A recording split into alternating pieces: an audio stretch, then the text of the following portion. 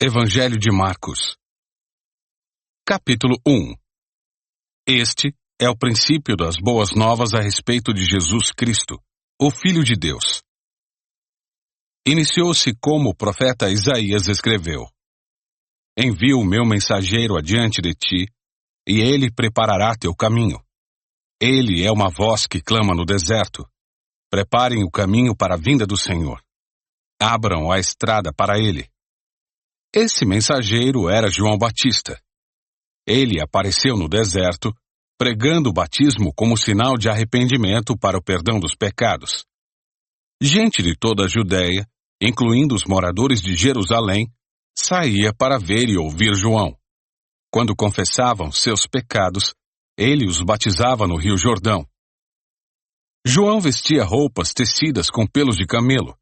Usava um cinto de couro e alimentava-se de gafanhotos e mel silvestre. João anunciava: Depois de mim virá alguém mais poderoso que eu, alguém tão superior, que não sou digno de me abaixar e desamarrar as correias de suas sandálias. Eu os batizo com água, mas ele os batizará com o Espírito Santo. Certo dia, Jesus veio de Nazaré da Galileia, e João o batizou no Rio Jordão.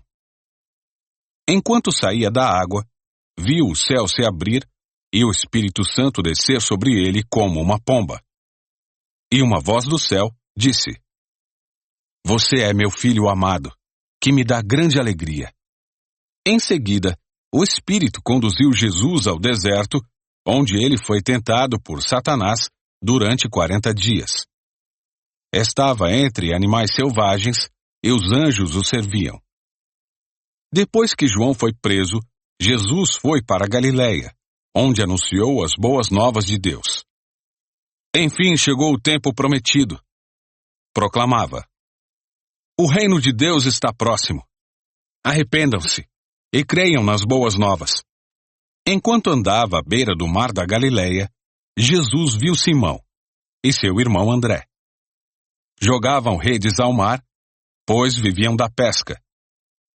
Jesus lhes disse: Venham, sigam-me e eu farei de vocês pescadores de gente. No mesmo instante, deixaram suas redes e o seguiram. Pouco mais adiante, Jesus viu Tiago e João, filhos de Zebedeu, consertando redes num barco. Chamou-os de imediato e eles também o seguiram, deixando seu pai Zebedeu no barco com os empregados. Jesus e seus seguidores foram à cidade de Cafarnaum. Quando chegou o sábado, entrou na sinagoga e começou a ensinar. O povo ficou admirado com seu ensino, pois ele falava com verdadeira autoridade, diferentemente dos mestres da lei. De repente, um homem ali na sinagoga, possuído por um espírito impuro, gritou: Por que vem nos importunar, Jesus de Nazaré? Veio para nos destruir? Sei quem é você, o Santo de Deus. Cale-se, repreendeu Jesus. Saia deste homem. Então, o espírito impuro soltou um grito, sacudiu o homem violentamente e saiu dele. Todos os presentes ficaram admirados e começaram a discutir o que tinha acontecido. Que ensinamento novo é esse? Perguntavam. Como tem autoridade? Até os espíritos impuros obedecem às ordens dele? As notícias a respeito de Jesus se espalharam rapidamente por toda a região da Galileia. Depois que Jesus saiu da sinagoga com Tiago e João, foram à casa de Simão e André. A sogra de Simão estava de cama, com febre. Imediatamente, falaram a seu respeito com Jesus. Ele foi até ela, tomou-a pela mão e ajudou-a a levantar-se. A febre a deixou e ela passou a servi-los. Ao entardecer, depois que o sol se pôs, trouxeram a Jesus muitos enfermos e possuídos por demônios. Toda a cidade se reuniu à porta da casa para observar. Então Jesus curou muitas pessoas que sofriam de diversas enfermidades e expulsou muitos demônios. Não permitia, porém, que os demônios falassem, pois sabiam quem ele era. No dia seguinte, antes do amanhecer, Jesus se levantou e foi a um lugar isolado para orar. Mais tarde, Simão e os outros saíram para procurá-lo. Quando o encontraram, disseram: "Todos estão à sua procura." Jesus respondeu: "Devemos prosseguir para outras cidades, e lá também anunciar minha mensagem. Foi para isso que vim." Então ele viajou por toda a região da Galileia, pregando nas sinagogas e expulsando demônios. Um leproso veio e ajoelhou-se diante de Jesus, implorando para ser curado. "Se o Senhor quiser, pode me curar e me deixar limpo." Cheio de compaixão, Jesus estendeu a mão e tocou nele. "Eu quero," respondeu. "Seja curado e fique limpo." No mesmo instante, a lepra desapareceu e o homem foi curado. Então, Jesus se despediu dele com uma forte advertência. "Não conte isso a ninguém. Vá e apresente-se ao sacerdote para que ele o examine. Leve a oferta que a lei de Moisés exige pela sua purificação. Isso servirá como testemunho." O homem, porém, saiu e começou a contar a todos o que havia acontecido. Por isso, em pouco tempo, grandes multidões cercaram Jesus, e ele já não conseguia entrar publicamente em cidade alguma. E embora se mantivesse em lugares isolados, gente de toda a parte vinha até ele.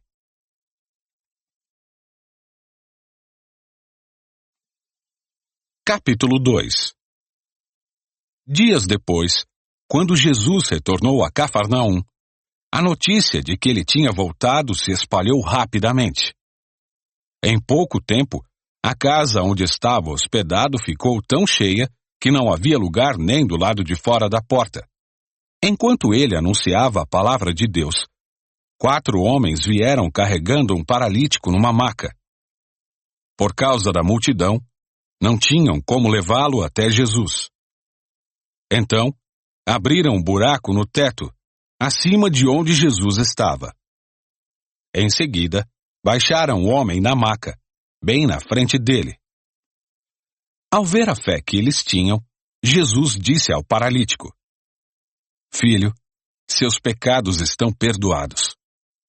Alguns dos mestres da lei que estavam ali sentados pensaram: "O que ele está dizendo?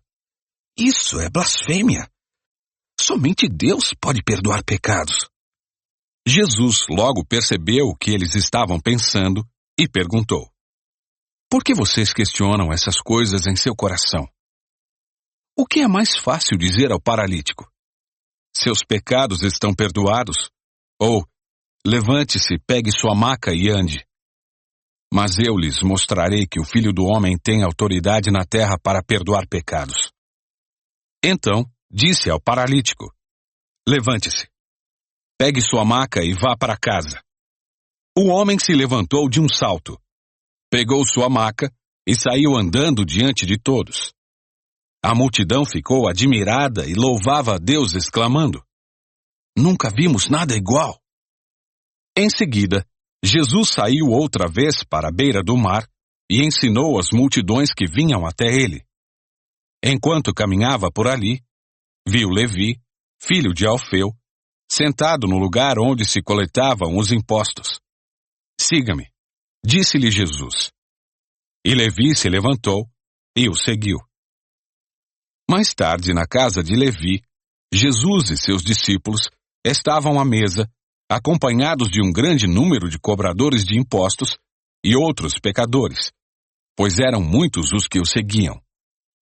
Quando alguns fariseus, mestres da lei, viram Jesus comer com cobradores de impostos e outros pecadores, perguntaram a seus discípulos: "Por que ele come com cobradores de impostos e pecadores?" Ao ouvir isso, Jesus lhes disse: "As pessoas saudáveis não precisam de médico, mas sim os doentes.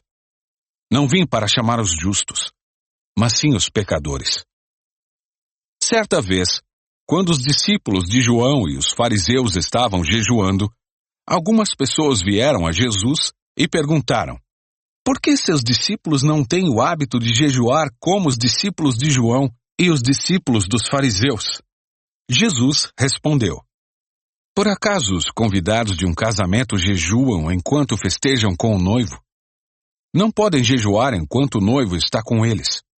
Um dia, porém, o noivo lhes será tirado, e então jejuarão. Além disso, ninguém remendaria uma roupa velha usando pano novo. O pano novo encolheria a roupa velha e a rasgaria, deixando um buraco ainda maior. E ninguém colocaria vinho novo em velhos recipientes de couro. O vinho os arrebentaria, e tanto o vinho como os recipientes se estragariam. Vinho novo precisa de recipientes novos. Num sábado, enquanto Jesus caminhava pelos campos de cereal, seus discípulos começaram a colher espigas.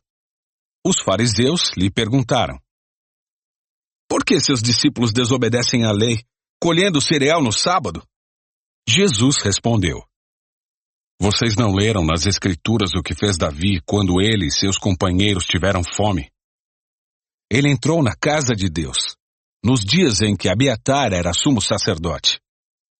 Comeu os pães sagrados, que só os sacerdotes tinham permissão de comer, e os deu também a seus companheiros. Então, Jesus disse: o sábado foi feito por causa do homem, e não o homem por causa do sábado. Portanto, o Filho do Homem é Senhor até mesmo do sábado.